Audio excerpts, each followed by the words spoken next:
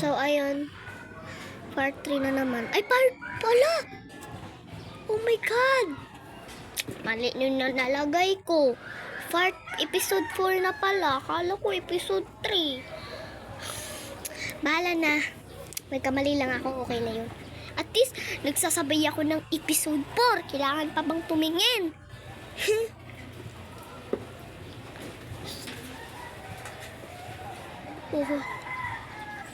Dito ko na lang nilagay yung aking kasi ang hirap mo kung basa nga yung kamay ko tapos i-blend mo dyan.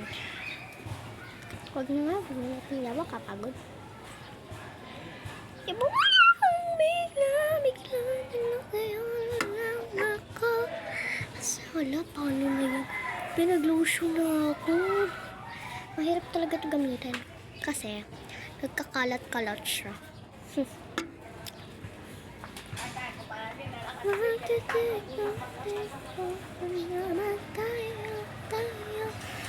Ang apog. Ang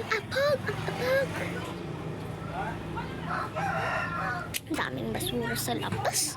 Dito pa tinatambak pa sa gym. Di kapagod. Tapos, ang kakapagod naman. Di naman kukunin. Pagod talaga to sila. Pulubi na lang kami. Ganun na lang gagawin nila sa amin. Di ko yun. Baka Latina na to. Wala na yung laman ha. Huwag kayo magsabi na niya bukas buhok ko. Shake ko kasi. Tumahimik kayo dyan. Hindi maririnig yung vlog ko kasi wala ba talaga na pulo ko. Motor. Magdahan-dahan naman kayo dyan. Hindi na lang ako magpa-foundation.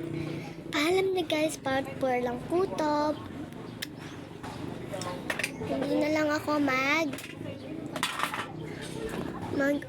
sa mata ko kasi nakakapagod na. Paalam na guys, hindi na ako mag-makeup. Nakakapagod pa lang kapagod ng makeup ko. Makeup ako ng makeup. Lapad ng ulo ko. Sige, paalam na. Pero muna tayo, magdi-design muna tayo sa hair.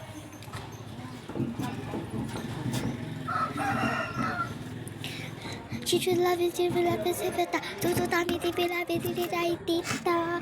Tita. Paalam na nga.